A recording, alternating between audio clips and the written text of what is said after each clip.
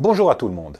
Aujourd'hui, nous allons voir les revenus professionnels. Les revenus professionnels sont une des 4 catégories de revenus imposables à l'impôt des personnes physiques qui touchent les revenus perçus par des personnes physiques, comme vous et moi, qui sont résidents sur le territoire belge. Les revenus professionnels sont de loin la catégorie la plus importante, celle qui génère le plus de recettes fiscales pour le Trésor. Alors, qu'est-ce qu'un revenu professionnel? C'est un revenu qui est tiré d'une activité professionnelle.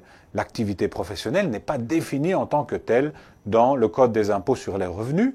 Elle a été définie par la jurisprudence, en particulier par la Cour de cassation, comme un ensemble d'opérations suffisamment fréquentes et liées entre elles pour constituer une occupation continue et habituelle. Cela inclut toutes sortes d'activités, ça peut être des activités salariées, des activités indépendantes, dans tous les domaines de l'activité économique, et y compris des opérations illégales.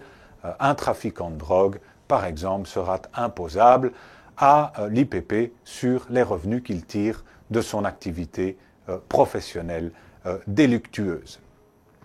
On impose à titre de revenu professionnel, à la fois les revenus directement tirés de l'activité professionnelle, mais aussi les revenus indirectement tirés de l'activité. Par exemple, lorsque vous avez une maladie professionnelle ou un accident de travail et que vous allez percevoir une compensation en vertu des règles applicables en matière de sécurité sociale pour le fait que vous ne pouvez pas travailler pendant une certaine période, ces revenus vont être imposables à l'impôt des personnes physiques en tant que revenu professionnel. De même, quand vous affectez certains biens, qu'il s'agisse de biens immobiliers ou de biens mobiliers, à votre activité professionnelle, on pense par exemple à une personne qui possède beaucoup de biens immobiliers et qui fait de la gestion de biens immobiliers, de la mise en location de ces immeubles, sa profession, eh bien, l'affectation de biens mobiliers et immobilier à l'activité professionnelle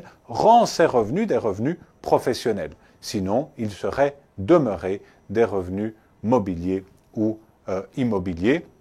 Il y a certaines exceptions, par exemple les droits d'auteur en dessous d'un certain montant qui vont être considérés, quelle que soit la manière dont ces droits d'auteur sont perçus, comme des revenus qui ne sont pas des revenus professionnels, en tout cas en dessous de ce montant de 37 500 € à indexer. Vous l'aurez compris, il s'agit le plus souvent d'une question de fait. Ce sera à l'administration fiscale de donner la preuve qu'il s'agit de revenus professionnels.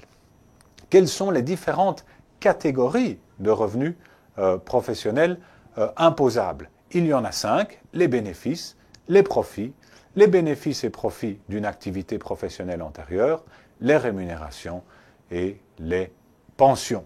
Alors, comment pouvoir déterminer quelle est la bonne catégorie de revenus professionnels imposables? Eh bien, il suffit de se poser les questions suivantes. Tout d'abord, est-ce que l'on est en face d'une activité salariée? En d'autres termes, y a-t-il un contrat de travail ou un statut? Si oui, il s'agira de rémunération de travailleurs. Sinon, est-ce que la personne est dirigeant d'entreprise au sens du code? Nous y reviendrons. Si oui, il s'agit d'une rémunération de dirigeant. Sinon, est-ce que la personne réalise une activité de nature commerciale, industrielle ou agricole? En d'autres termes, est-ce une personne qui réalise une activité d'entreprise? Si oui, il s'agira de bénéfices. Sinon, on peut se poser la question de savoir si la personne réalise une profession libérale ou une autre activité indépendante qui lui permet de tirer des revenus. Si oui, il s'agira de profit. Enfin, on peut se poser la question de savoir si ces revenus sont tirés d'une activité professionnelle qui a cessé. Alors nous serons dans la 4e catégorie, c'est-à-dire des bénéfices ou profits d'une activité professionnelle antérieure, voir si elle a cessé définitivement son activité dans le cadre des pensions et revenus assimilés. Voici les questions qu'il faut se poser. Mais rentrons dans le détail de la nature de ces différentes catégories.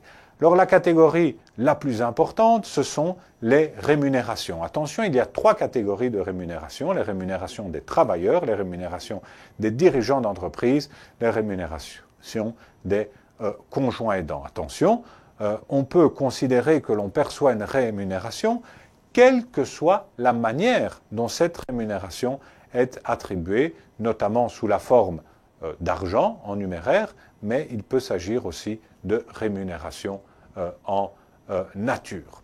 Alors, en ce qui concerne les rémunérations de travailleurs, le plus important, l'élément essentiel, est bien entendu le fait qu'il s'agisse de revenus tirés d'une activité salariée. En d'autres termes, il faut que ce soit la contrepartie d'un travail au service d'un employeur dans le cadre d'un contrat de travail ou d'un statut pour les fonctionnaires. À partir du moment où il y a ce lien de subordination, les revenus tirés de cette activité sont qualifiés de rémunération de travailleurs, quelle que soit la qualification juridique que les parties leur donnent dans le contrat. Le débiteur, on peut recevoir son salaire d'une personne qui n'est pas nécessairement son employeur, et la manière dont cette rémunération est versée.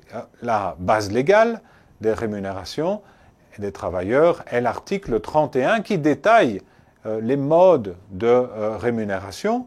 On compte bien entendu les salaires au sens strict, les traitements, c'est-à-dire les sommes que vous recevez de votre employeur ou d'un tiers pour votre travail. Attention, une exception importante, ne sont pas imposables les indemnités que votre employeur vous verse en remboursement de frais que vous auriez exposés pour elle ou pour lui. Si par exemple vous faites rembourser un ticket de train ou un trajet en voiture que vous auriez réalisé dans le but de réaliser votre activité professionnelle, dans le cadre de votre activité professionnelle, ce remboursement n'est bien entendu pas un revenu imposable. Il ne faut pas confondre certains avantages que vous pourriez recevoir de votre employeur qui ne sont pas alors des remboursements, mais qui peuvent éventuellement bénéficier d'un régime favorable comme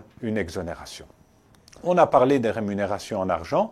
Il y a aussi, à côté de celle-là, une figure particulière, bien connue en Belgique, dans le cadre des plans de rémunération qui sont pratiqués par de nombreuses entreprises. Ce sont les avantages de toute nature, les fameux ATN, c'est-à-dire qu'il s'agit non pas d'argent, mais de rémunération sous la forme du droit d'utiliser certains biens, certains services.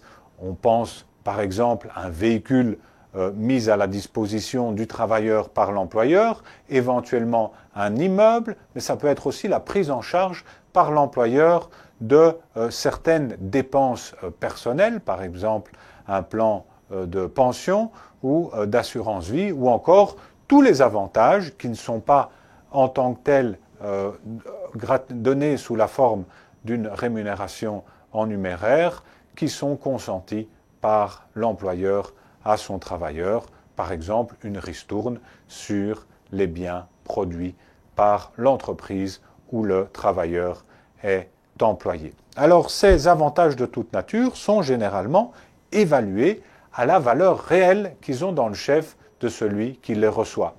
En d'autres termes, à leur prix de marché. Dans certains cas, ce sera la législation elle-même qui va fixer une évaluation forfaitaire qui peut être inférieure ou supérieure à la valeur réelle.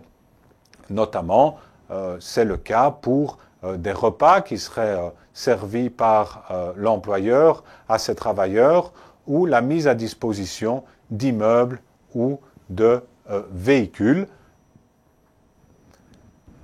Vous avez aussi, en ce qui concerne les avantages de toute nature, malgré le fait qu'ils sont imposables dans le chef des travailleurs, des règles spécifiques favorables qui vont permettre en fait aux travailleurs d'être moins taxés sur certains avantages de toute nature parce que le législateur considère que c'est dans l'intérêt général que, par exemple, un travailleur, surtout en ces temps-ci, mette à disposition de ces travailleurs un ordinateur portable ou une connexion Internet, tout comme c'est dans l'intérêt général que l'employeur se préoccupe de la future pension de ses travailleurs. Donc toutes ces mesures vont bénéficier d'exonérations qui sont visées par l'article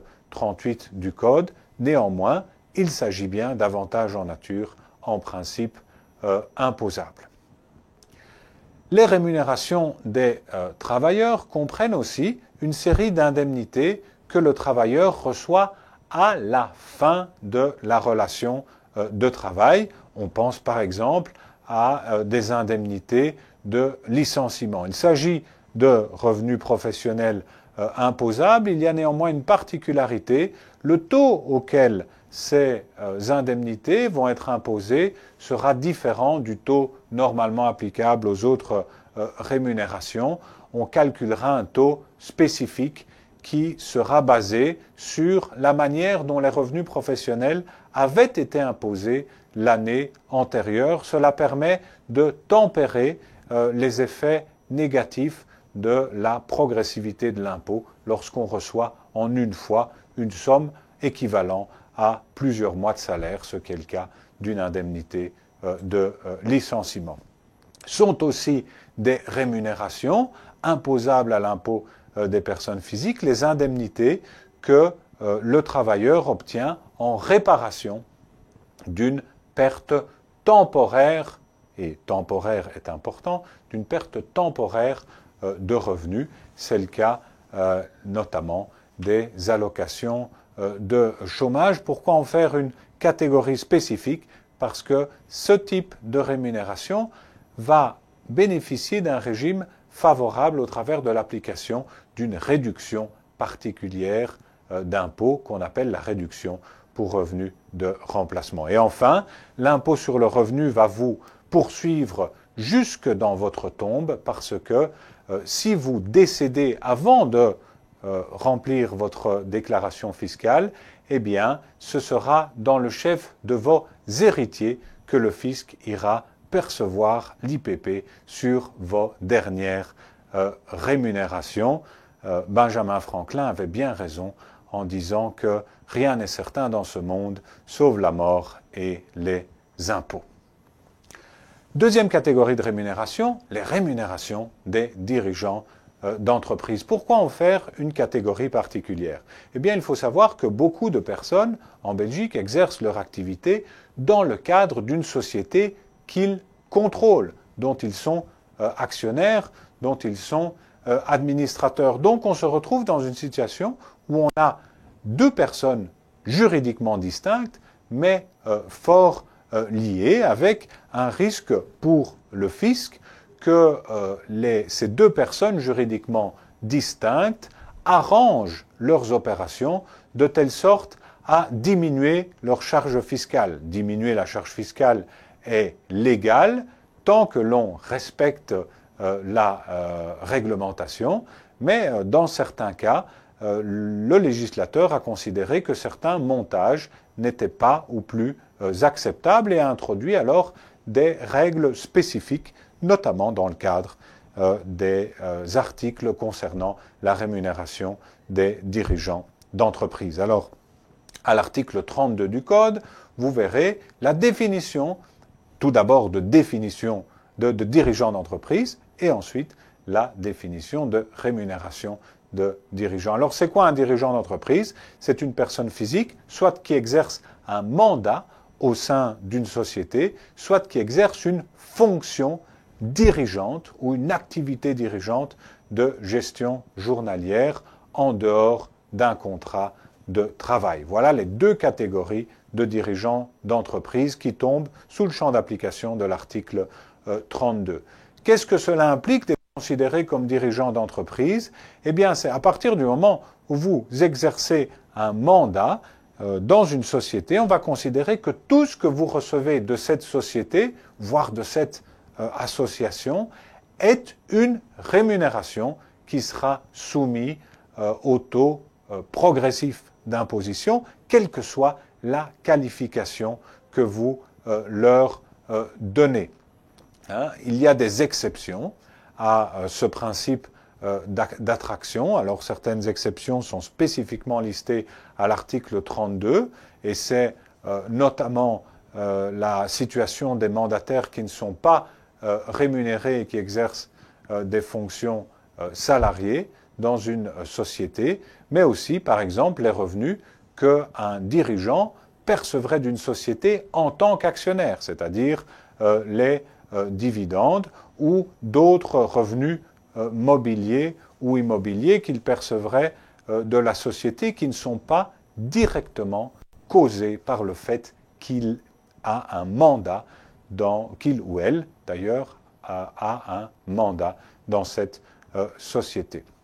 Alors d'autres dispositions du Code des impôts sur les revenus sont pertinentes parce qu'elles s'appliquent spécifiquement aux dirigeants, notamment quand un dirigeant met en location un immeuble à une société dans laquelle il exerce une fonction dirigeante, où il a un mandat, il devra faire attention à ce que le loyer qu'il perçoit ne soit pas considéré comme excessif, sinon l'excédent sera requalifié en revenu professionnel. Même chose avec certains intérêts qu'il percevrait de la société parce qu'il y aurait consenti des prêts. Vous trouverez ici à ma droite toute une série d'autres règles spécifiques aux dirigeants de société. Enfin, la troisième catégorie de rémunération, ce sont les conjoints aidants. On a considéré dans certains cas que même lorsqu'un conjoint ne bénéficiait pas à titre personnel de certains revenus, lorsqu'il aidait l'autre conjoint dans le cadre de son activité professionnelle, eh bien qu'il était possible d'opérer un splitting, une division de la rémunération des revenus reçus par le conjoint qui avait une activité professionnelle et d'attribuer alors fictivement, pour les besoins de l'application de l'IPP, une partie des revenus du conjoint ayant une activité professionnelle au conjoint aidant. Ce mécanisme permet de réduire de manière globale la charge de l'IPP sur le couple. Autre catégorie importante de revenus professionnels, les bénéfices. Ce sont les bénéfices des entreprises. Les entreprises peuvent être des personnes physiques. Dans ce cadre-là, elles seront soumises à l'IPP. Cela peut être aussi des personnes morales, des sociétés. Elles payeront l'impôt des sociétés. Vous trouvez la base juridique dans le Code aux articles 24 à 26. Alors, c'est important de savoir que ces articles 24 à 26 sont aussi très importants en ce qui concerne l'impôt des sociétés parce que, sauf dérogation expresse dans le Code des impôts sur les revenus, on va appliquer les mêmes règles aux bénéfices générés par une activité réalisée par une personne physique et aux bénéfices générés par une activité économique réalisée par une société. Il faut savoir que pour les personnes physiques, dans de nombreux cas, les entreprises individuelles vont pouvoir bénéficier de règles spécifiques qui vont leur permettre en fait de s'écarter de ces règles générales au travers de taxation sur base forfaitaire en fonction des professions auxquelles ces personnes appartiennent. C'est important de le savoir. Le principe de la primauté du droit comptable est maintenant inscrit dans le Code des impôts sur les revenus. Pendant longtemps, il s'agissait d'un principe de nature jurisprudentielle, c'est-à-dire que pour calculer les bénéfices d'une entreprise, qu'elle soit personne physique ou société, vous devez d'abord vous en référer à sa comptabilité et calculer à des fins fiscales les bénéfices sur la base du droit comptable. Autre catégorie de revenus professionnels des professions indépendantes. Vous avez les entreprises commerciales, d'une part, vous avez aussi les professions libérale et les titulaires de charges et d'office. Eux ne perçoivent pas des bénéfices, ils perçoivent des profits. Donc par exemple, les avocats, les médecins, mais aussi les notaires, les huissiers de justice et toute une série d'autres professions sera considérés comme percevant des profits.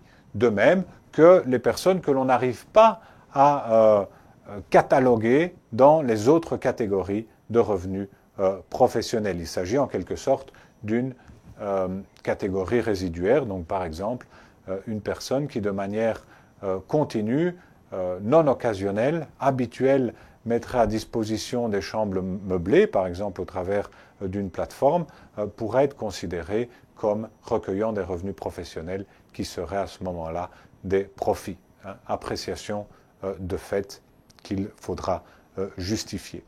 Alors pour récapituler, c'est important de pouvoir mettre face à face les profits et les bénéfices. Regardons tout d'abord les bénéfices.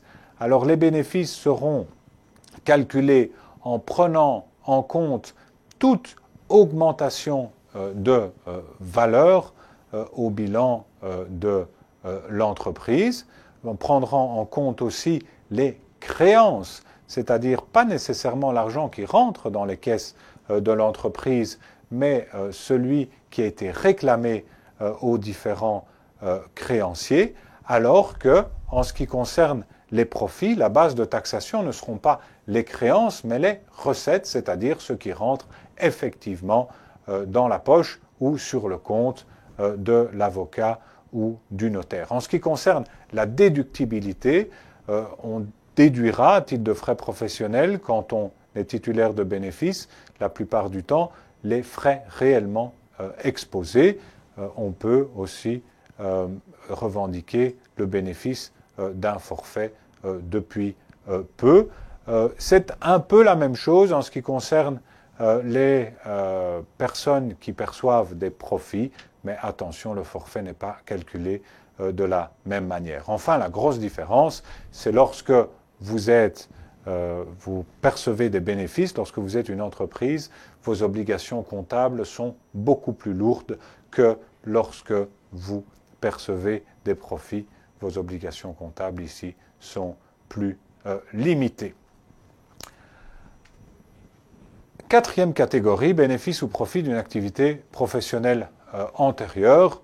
Là, il s'agit bien de bénéfices et de profits, c'est simplement que l'activité n'est plus exercée. On a considéré qu'il fallait un régime spécifique, en fait, qui permette de soumettre ces revenus à un taux distinct et donc à prendre en compte la dernière année où l'activité avait été exercée de manière normale et d'appliquer le taux moyen afférent à cette dernière année aux bénéfices et profits perçus par la suite. Et dans certains cas aussi, on bénéficiera pour ce type de revenus d'une réduction d'impôt pour revenus de remplacement. Un petit mot sur les plus-values professionnelles. Alors, contrairement à ce que l'on dit souvent, les plus-values tirées d'une activité professionnelle sont bien imposables à l'IPP. Elles sont visées expressément dans le Code. Ce sont les plus-values en dehors de l'exercice d'une activité professionnelle qui seront souvent non soumises à imposition. Il faut savoir que les plus-values professionnelles qui sont soumises à imposition sont généralement les plus-values réalisées. On reviendra sur cette notion et l'imposition vise tant des plus-values réalisées dans le cadre de l'activité qu'à la suite de la cessation de l'activité. Alors c'est quoi une plus-value? Là on a une définition dans le Code. La plus-value réalisée, c'est bien elle qui est soumise à imposition, est égale à la différence positive entre, d'une part, l'indemnité perçue ou la valeur de réalisation du bien, diminuée des frais de réalisation, et d'autre part, sa valeur d'acquisition ou d'investissement. Donc, entre autres termes, la plus-value, c'est la différence entre le prix auquel vous avez vendu un bien et celui auquel vous l'avez acheté. Généralement, il s'agit de biens d'investissement que vous avez conservés pendant une certaine période. Le principe est bien l'imposition des plus-values professionnelles.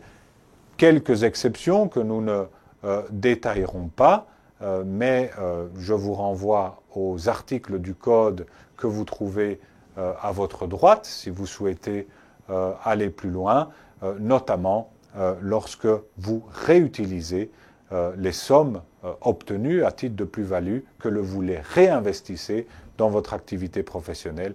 Alors, dans ce cas-là, vous bénéficierez d'un régime fiscal favorable. Mais ce qu'il est important de retenir, c'est que ça rentre dans le bénéfice imposable. De même, lorsque vous arrêtez votre activité, vous liquidez votre activité, vous vendez tous les biens afférents à votre activité professionnelle, eh bien, vous allez réaliser peut-être des plus-values qui seront aussi imposables, soit au taux ordinaire, soit à des taux distincts de 16,5 ou 33%, mais il y aura taxation, régime spécifique si vous transférez l'ensemble de votre activité au travers de la figure de l'apport de branche ou de la cession d'universalité.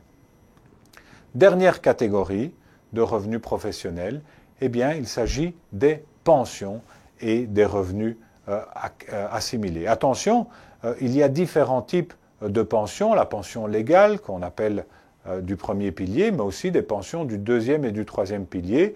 C'est une matière extrêmement complexe, chaque type de pilier de pension ayant son régime fiscal spécifique. Sachez, pour les pensions légales, c'est que les pensions sont imposables, rentrent dans la catégorie des revenus professionnels, en principe au taux progressif, mais qu'elles bénéficient d'une réduction d'impôt qui est extrêmement complexe, elle aussi, et qui se calcule conformément aux articles 146 à 144 du CIR. On assimile à pension tous les revenus que vous obtenez en réparation, totale ou partielle, d'une perte permanente de revenus. Donc si vous avez un grave accident de travail qui vous met en incapacité permanente de travail, vous percevrez aussi une allocation qui sera assimilée à une pension et qui aura le même régime fiscal. Alors, qu'est-ce qui reste en dehors du champ d'application des revenus professionnels, ou quels sont les revenus qui ne sont pas effectivement imposés en tant que revenus professionnels? Alors, soit ceux qui ne sont pas visés par le Code des impôts sur les revenus qui sont perçus en dehors d'une activité professionnelle, qui seront soit imposés comme revenus immobiliers, soit comme revenus mobiliers, soit comme revenus divers, soit pas du tout s'ils ne sont pas visés par ces trois catégories, sont des revenus professionnels mais qui ne sont pas imposables, ceux qui bénéficient spécifiquement d'une exonération ou d'une immunisation.